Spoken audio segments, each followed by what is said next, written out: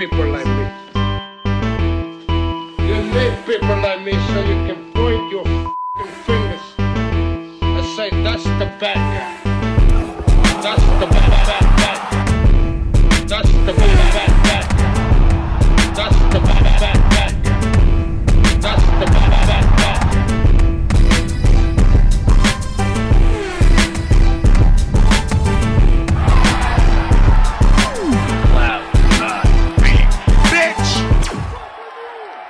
Welcome to the mother relay. We're covering today's top boxing news. Okay, we'll start with this per tweet from Michael Benson. His Excellency, Turkey Alalshikh, on Gervonta Davis saying he wants 2 Ferraris sent to his door to get him to discuss fighting in Saudi. His Excellency was quoted as saying, I heard Davis say, send me 2 Ferraris. I say to him, we will send you 2 gloves if you want. That's it. Gervonta responded by saying, when did I ever need them? You're the one that asked for them. No one said that you needed them. 2 Ferraris or 2 gloves or whatever this butterball's talking about. You're the one that made that request. For a mere conversation, for what was an inquiry from the people in Saudi to bring you to their region of the world for big cash, you're saying you won't even have that conversation until they give you 2 Ferraris? Fuck it. Stay in America. Don't go to Saudi. Stay in America and go back to selling just north of 200,000 pay-per-view buys or just south of 200,000 pay-per-view buys. Let journos like Jake Donovan exaggerate about your success and your profile, your marquee value. Jake Donovan, who said, I want to see Tank versus Haney versus Shakur, etc. I don't need those fights to take place in some stale environment just to say that they happened. Those fights belong in the US, and promoters should view it as competition, not bending a knee and mortgage over all of their talent. Well, that sounds good. Yeah. The kumbaya approach. Yeah. The problem is the kumbaya approach isn't working, and the market that consumes boxing in America is dwindling. It's shrinking year by year. Are any of these promoters that Jake is talking about, are they actually in the process of making any of those aforementioned fights? If Gervonta Davis is intended to be the biggest name anywhere at or around those weights, a bigger name than Devin, than Shakur, than Tio, and everybody else, if he's got a bigger name than theirs and he's the A-side, is he actually making any offers? Are the journos like Jake Donovan putting pressure on Gervonta to do so? Because if you're the A-side to them, It's established that Gervonta isn't going to go to anybody else's side of the street, but are you paying to bring them to yours? And you all know the answer. he didn't make an offer to Devin. Calvin Ford, he completely blew off the idea that Gervonta should fight Shakur Stevenson. There's been no mention of a Teofimo Lopez fight if Lopez beats Ortiz. No. None of these fights that Jake is hinting at. No. None of these fights he's talking about are in the works. Big part of the reason that these fights aren't in the works is because fighters like Devin and Shakur and Tio, they're gonna want top dollar to fight somebody like Gervonta Davis. And he doesn't seem to want to pay them. And it takes 2 teams to make a fight. You have to satisfy the financial demands of both the fighters, not just one. That's where the Saudis come in. If Gervonta doesn't want to pay to play, they will. But you don't want to go over there. And Jake, Small rabble of very territorial Americans don't want fights outsourced to Saudi. But those fights aren't happening here, and you're saying you don't want them to happen there. so then they won't happen. They don't happen. The only reason they fought Ryan was because Ryan was limited enough that you could have a big fight with him, but you're still safe. You can still win. That's not the situation with Devin, with Shakur, with Teofimo, and those fights commercially, they may not be as big as the Garcia fight, so it's more risks for less rewards. That's not the formula that Gervonta uses. While these wide-eyed optimists wait for the powers that be in America to get it together, start getting it together and making these fights, all the while, the market is shrinking, the audience is shrinking. After 37 years in the sport of boxing, Showtime has decided to walk away. And it couldn't have been because of all the success and all the big ratings, all the big metrics they were bringing in with their boxing. That's not how network television works, cable television, or any television. If it's bringing in big numbers, not only are they going to keep it, they're going to spend more money on it. With Showtime Boxing, They did the opposite. Likely because you waited good up until the 5th year of what was a 5-year deal to start making big fights, really big ones that move the needle. You waited until the 5th and final year of a 5-year deal. By then, the higher-ups. By then, they had seen enough, and it was too late. Now they're in bed with Amazon, repeating the same business practices that more or less got them kicked off of Showtime. You know, the network has been producing these fights for the last 37 years. But you're not on that network anymore, the Showtime network. So who's going to produce this stuff for you guys now? Now, the way Amazon is working on the pay-per-view deal and non-pay-per-view deal, PBC is producing. Oh, the PBC is producing. Does that mean they're also footing the bill for production costs? So you've got to put together a team, a social media team, a marketing team, a production team. That's what I'm helping do. Identify, good people, good opportunities, help structure the telecast. Call me crazy, but the situation that Stefan is describing, it sounds a lot like the situation at Fox before they gave the PBC the boot. The situation was that they were no longer giving them a budget and they were no longer footing the bill for production costs. Production was down to the PBC. Marcos Villegas of Fight Hub was there. Marcos Villegas was working in production at the time. Marcos Villegas said at that point, the people at Fox were all but done in boxing. They weren't spending any money on that content. And they were really just seeing out the life of the deal. But they weren't giving them a budget anymore, and they weren't paying for anything anymore. Well, that sounds like the situation at Amazon, here and now. If the PBC are the ones in charge of production, as opposed to their broadcast partner, Amazon, maybe it's because that's not their broadcast partner. They're just distributing their content, and they're not paying for it. With things being the way that they are, and the way that they look, people like Jake Donovan want to rely on who? Gervonta, the PBC, to make these big fights happen? Big fights with Devin, big fights with Shakur? How? They don't have it in a budget to do any shows in January, any shows in February. They're not doing a show until the very end of March. All the other outfits have rolled out comprehensive schedules of fights that aren't hidden behind a paywall where the PBC has announced but one. Just one. And it's a pay-per-view. And this is who you're relying on to make these big fights happen, these other big fights involving Gervonta Davis and what other fighters are at his weight, because you don't want the fights to go to Saudi. You don't want them outsourced, even though they're the only ones with the means and the money to satisfy the financial demands of both the fighters. Just sounds like you're cutting off your nose to spite your face. So it's better that the fights not happen at all than happen in Saudi? What kind of a solution is that? Now, as it pertains to His Excellency, Mr. Turki Alalshikh, I'm sure that most of you have heard by now. Tyson Fury and Alexander Usyk have both promised to forfeit $10 million if they pull out of the rescheduled fight on May 18th. His Excellency Turki Alalshikh has revealed if Fury's out, Usyk faces an opponent of his choice. If Usyk is out, Alalshikh wants Fury versus Anthony Joshua. Never mind the half-pints in America who don't want to fight each other. When news first broke of the cancellation, I lost all hope of seeing an undisputed heavyweight champion crowned in this era. That is, until this news broke, though what has my attention the most isn't even the rescheduled fight and the fight date, but the $10 million penalty. That's very unusual, an uncommon practice in the sport of boxing for a major fight. I mean, there was no penalty like this in play in the Maypac fight, or the Joshua versus Klitschko fight, the Fury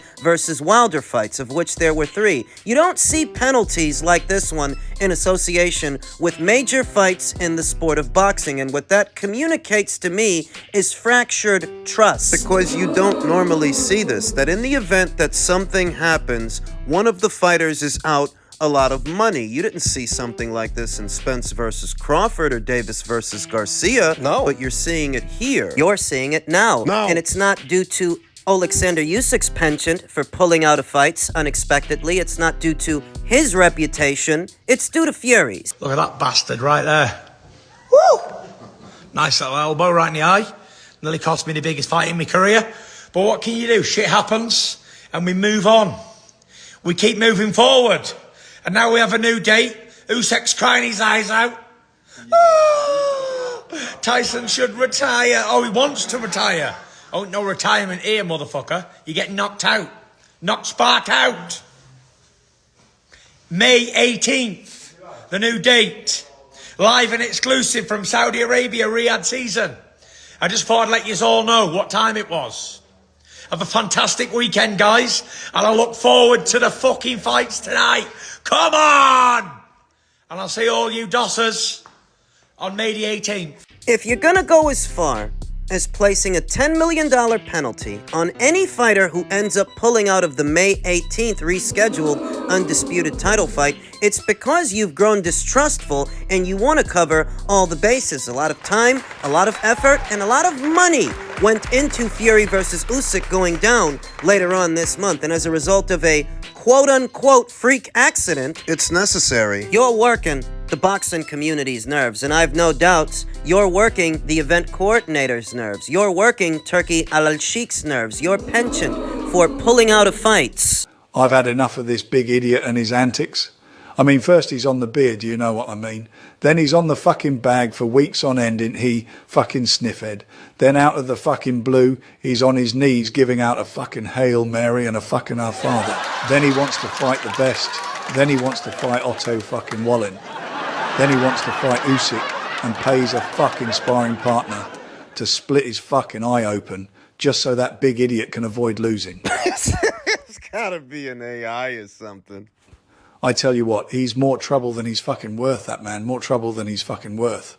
Let's call it what it is. There wasn't a $10 million penalty in association with pulling out up until now. There wasn't a $10 million penalty until Tyson Fury's freak accident that some people think wasn't an accident. Some people think he sabotaged the fight because at some point he decided he didn't want to do this. You look at the condition of Tyson Fury, and he's fit and trim. More fit and trim than we've seen him in recent memory. More fit and trim than he was in the Dillian White fight, the Derek Chisora fight, or the Francis Ngannou fight. So then you ask, where do you get that he sabotaged the fight when he was so clearly getting in shape for it? How could you think that he cut himself? He did that to himself to get out of this fight when he was so clearly getting ready for it. Look at the condition of the man. He's scatterbrained.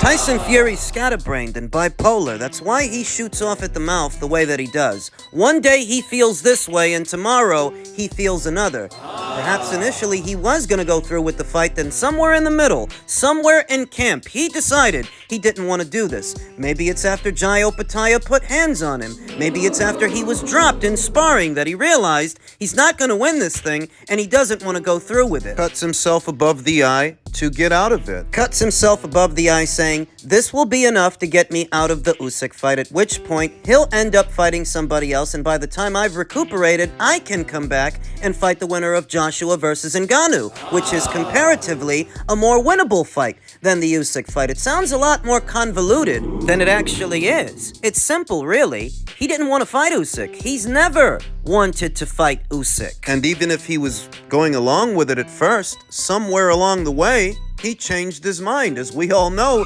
it's not uncommon for Tyson Fury to change his mind, to do a 180. If you want to doubt my rationale, then you explain it. Why would they all of a sudden attach a $10 million penalty should anybody pull out? I mean, if this was just an accident, a freak accident, and you're able to reschedule it to a later date, why the $10 million penalty? It's not because Usyk has a reputation for pulling out of fights. It's not because of Usyk. No. It's because underneath it all, you don't trust one of these guys. You don't trust Tyson Fury any more than I trust Tyson Fury. And I don't blame you. He has a reputation for pulling out of fights and wasting people's time, and I think that by now, Turkey Alalshikh is aware of this, but you won't get away with wasting their time without it costing you something. $10 million. Dick around at your peril. It'll cost you. This is not a common practice. This is a contingency in the event that one of these fighters tries to bulk, tries to bail, tries to waste your time, as if they haven't already wasted enough of it. You know Tyson Fury, and you know the Fury family, then you know that this is a regular move. I mean, it's been done their whole career, and you know, it started off with me in the amateurs when I picked up on it, and when I taught Tyson Fury, and you know, Huey Fury, he's done it on numerous occasions, and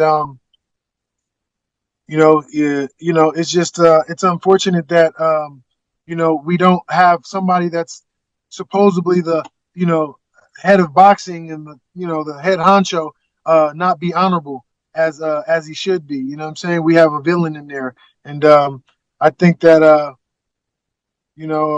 it's time for a change. Tyson Fury has a reputation, and it's not because Ring IQ said so. I saw some, in the wake of the fight's collapse initially, downplaying any idea that this is deliberate. This is by design, this cancellation. I saw Sam Jones and Eddie Hearn talking down conspiracy theories that would suggest he did this on purpose. He did it to get out of the fight. That this is boxing, and accidents like this happen all the time, and they do. But when an Artur Beterbiev is injured in camp and he ends up postponing a fight with, say, a Meng Fang Long or a Callum Smith, you never get the sense that's happening because Artur is lying about it or because he's scared. He's trying to get out of a fight. That's due to his character. He's a straight shooter through and through, where Tyson Fury is anything but. Not only does he have a reputation for pulling out of fights, but he said in plain English he never cared about Usyk. He never cared about Undisputed. He said in plain English that was never his dream. It was always someone else's. He doesn't have that rapport, that established rapport of trust